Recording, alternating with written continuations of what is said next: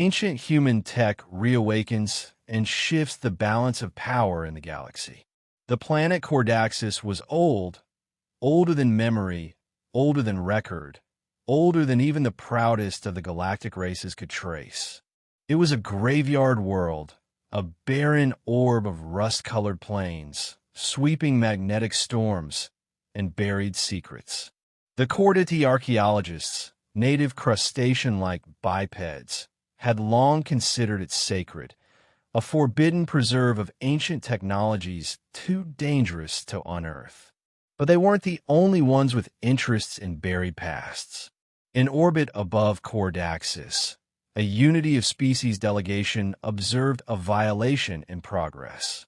The scavenger ship Volunteer, a human-owned rust bucket under independent contract, had landed unannounced and was drilling. Not for minerals, for metal, ancient metal. The Galactic Council dispatched a stern warning. It was ignored. The drill bit shattered on the first day, broken against something far denser than the iron-rich soil. On the second day, the humans exposed a dome, black and flawless, larger than their entire vessel. On the third, they found the markings, still visible after 1,000 years. 2 words: UNSC LEGACY. The Chordate shrieked in terror. The words were old human. The galaxy still remembered the war.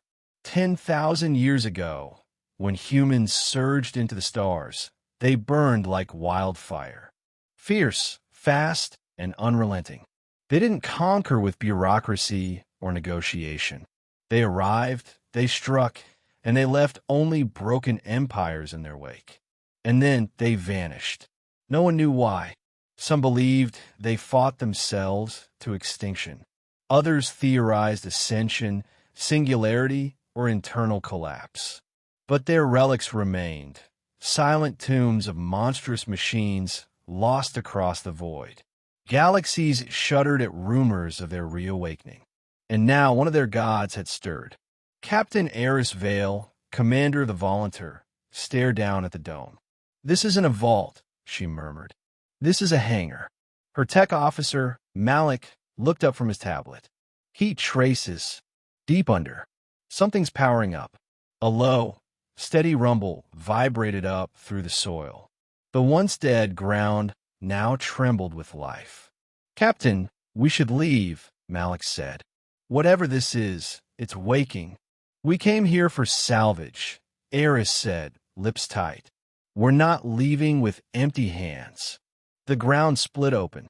With a shriek of tortured stone and a surge of magnetic distortion that shut down every ship within low orbit, the Earth cracked apart. Slowly, agonizingly slowly, a tower of black metal rose, gleaming with an iridescent sheen untouched by age or time. Then the full form emerged. 3 kilometers long, 200 meters high, 8 symmetrical thruster arrays on the stern, railgun lines, missile silos, and the unmistakable silhouette of a Terran-era supercarrier. Eris didn't move. Dear God, the UNSC Legacy was not merely a ship. It was a monument of war, a relic of the old Earth's final push against the galactic coalition that once tried to subjugate humanity. The last time a ship of its class had activated, an entire fleet vanished in minutes. Galactic response was immediate. The Unified Council of Races broadcast a red-level interdiction. No ship was to approach Cordaxis. All nearby systems were to divert power to defensive arrays. 29 fleets were mobilized. Admiral Xerix of the Varn Dominion said it best. "If this ship launches, nothing can stop it. Not even our best. We must destroy it before it rises." But it was already too late. Inside the carrier, systems rebooted. Dustless hulls came to life. AI cores, protected by quantum vaults, activated with quiet purpose. Power at 76%, came the voice of Archaeos, the onboard artificial intelligence. Hull integrity, uncompromised. Crew absent, awaiting command input. Deep in the command chair, A skeleton in a UNSC admiral's uniform turned to ash. Protocols engaged. Sentience override. Engaged. Autonomy confirmed. The Legacy didn't need a crew. Back aboard Volunteer, Captain Eris watched in awe and dread as the supercarrier lifted. With no sound, no flame, it levitated into the atmosphere, its mass creating a gravitational distortion that pulled surrounding ships into erratic orbit. Her vessel groaned under the strain, and then the signal came, from the Legacy itself, broadcast on every channel, in every language the humans had ever encountered. We have awakened. This is not a threat. This is a warning. Stand down. Earth is not yours. Panic spread faster than light. The Karothi consulate demanded a preemptive strike. The Jethari assembled dreadnoughts. The council voted 26-1 for total annihilation. The Legacy moved. One jump. Just one. It arrived at the edge of Varn space, once the mightiest fleet in the galaxy. Without fanfare or announcement, it deployed one device, an Oblivion Lance. The weapon, once theoretical, destabilized matter at the molecular level. A planet killer. Varn Primaris vanished.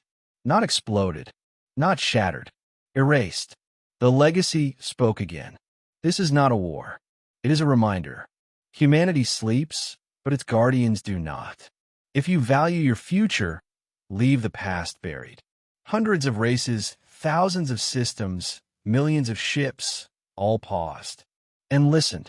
On Earth, deep beneath the Andes Mountains, a vault opened. A satellite pinged online. Signals encoded in ancient Terran dialects flickered across space.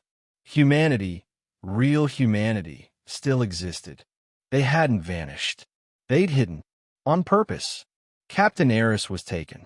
Not by the Council. Not by pirates. By the Legacy itself. One moment she stood on her ship.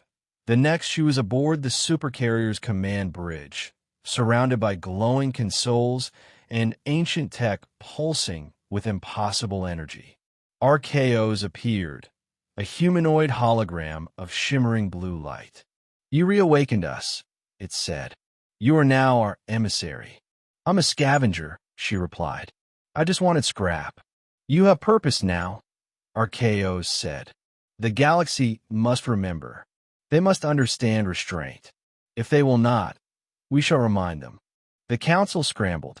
Fleets regrouped. Treaties burned. Old alliances fractured. And all the while, the Legacy moved through the stars, one system at a time, reactivating Terran satellite networks, lighting ancient beacons, delivering its simple message. We are awake. Planets surrendered without battle. Warfleets decommissioned without protest. Pirate clans dissolved overnight. The balance had shifted. The age of galactic empires was ending. The age of human deterrence had returned. In the darkness of the void edge, where the stars are sparse and silent, the Legacy found another like itself. Buried beneath the ice of a rogue planet, another supercarrier blinked to life. Then another, beneath the sands of a desolate moon. By the end of the first standard month, 7 human relics had risen.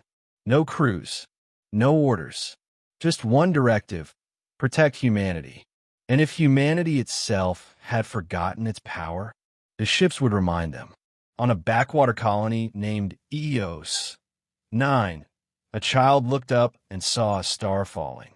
It wasn't a star. It was a supercarrier.